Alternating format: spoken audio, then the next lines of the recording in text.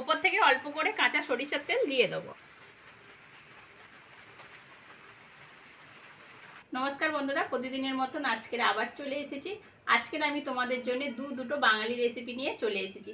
আজকের আমি তোমাদেরকে করে দেখাবো সর্ষে বাটা দিয়ে ওল ডাঁটা ভাজা, আর সঙ্গে থাকবে চিংড়ি মাছের ঝাল। সঙ্গে থাকো, ভিডিওটা দেখতে থাকো, আর ভালো লাগলে অবশ্যই লক্ষ্মী রান্নাঘরকে সাবস্ক্রাইব করে পাশে থাকো। চলো রেসিপি দুটো শুরু করি। এখানে দেখো চিংড়ি মাছ নিয়েছি, চিংড়ি মাছটা কেটে আর লবণ আর হলুদ দিয়ে রেখেছি। আর এখানে আছে দুখানা ওল ডাঁটা, দেখতেই পাচ্ছ দুখানা ওল ডাঁটা, আর আলু আর পেঁয়াজ, এই দুটো আগে কেটে নেব। দুটো রেসিপি ঘরোয়া উপকরণ দিয়ে করে দেখাবো, বেশি মশলাপাতি ব্যবহার করব না। মশলার জন্য কি কি নিয়েছি চলো তোমাদেরকে দেখিয়ে দিই। এখানে দেখো ওল ডাঁটা ভাজা করব, তার জন্য রসুন থেতো করে নিয়েছি, আর সর্ষে একটু বেটে নিয়েছি, আর লঙ্কার গুঁড়ো, হলুদের গুঁড়ো, লবণ আর চিনি, এই হচ্ছে সামান্য উপকরণ।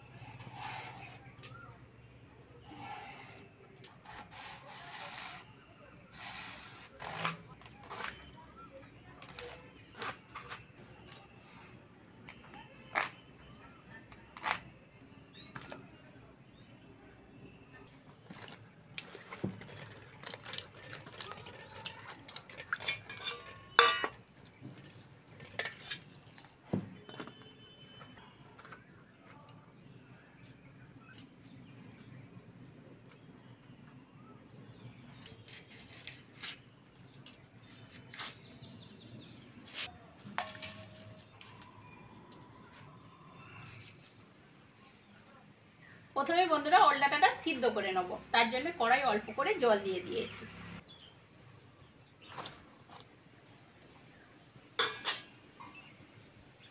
লবণ, হলুদ,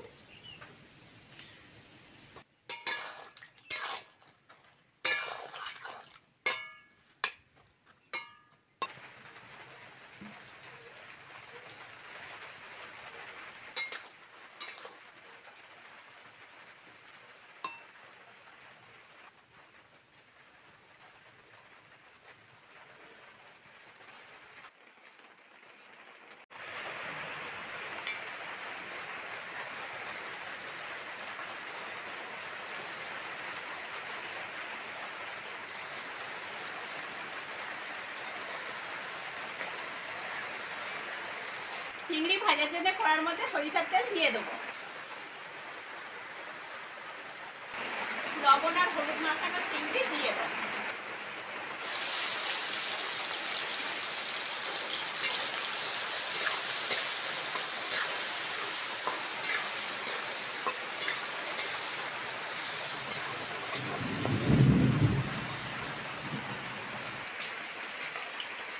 চিংড়ি ভালো করে ভেজে নিয়েছি, তুলে নেবো।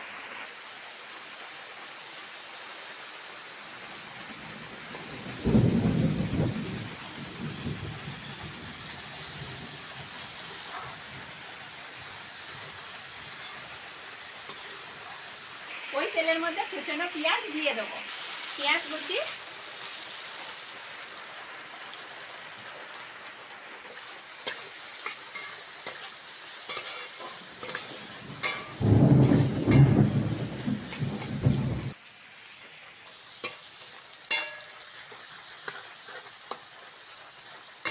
পেঁয়াজটা হালকা করে ভেজে নিয়েছি, কেটে ধুয়ে রাখা আলুটা দিয়ে দেবো।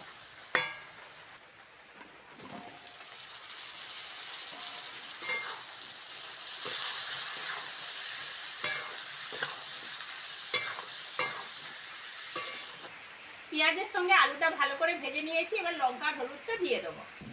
লঙ্কার গুঁড়ো, হলুদ, লবণ,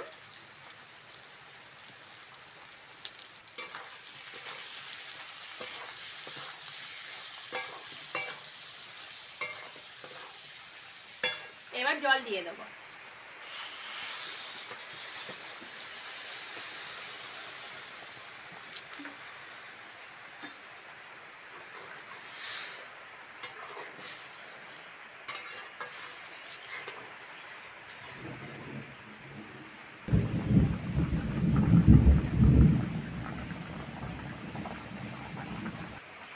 ঝাল ভালোভাবে ফুটে গেছে, এবার ভেজে রাখা চিংড়িটা দিয়ে দেবো।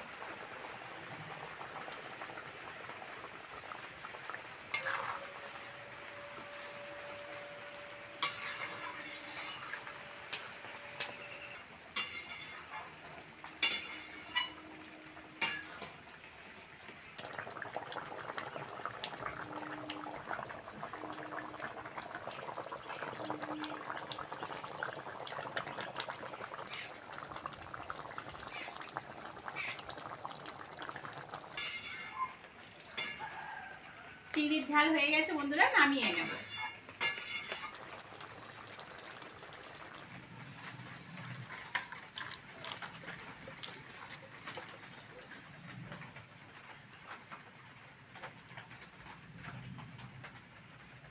এবার ওল্লাটাটা ভেজে নেব। তেলের মধ্যে থেতো করা রসুন দিয়ে দেবো।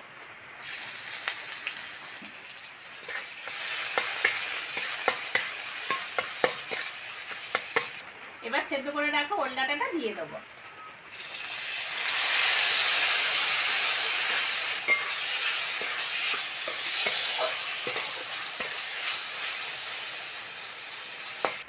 রসুন দিয়ে ওল্লাটাটা ভালো করে ভেজে নিয়েছে, এবার চিনি আর সর্ষে বাটা দিয়ে নামিয়ে নেব।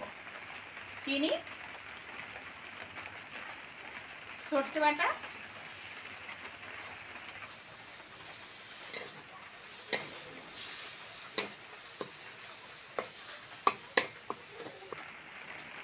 ওল্লাটা ভাজা হয়ে গেছে, তুলে নেব।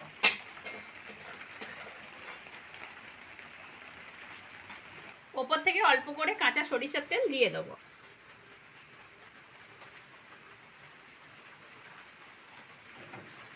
বর্ষার শুরুতেই ওল্লাটা ভাজা, আর সঙ্গে আছে আলু দিয়ে চিংড়ির ঝাল। রেসিপি দুটো কেমন লাগলো কমেন্টে অবশ্যই জানাবে। আর আজকে আসি, পরের ভিডিওতে আবার দেখা হচ্ছে।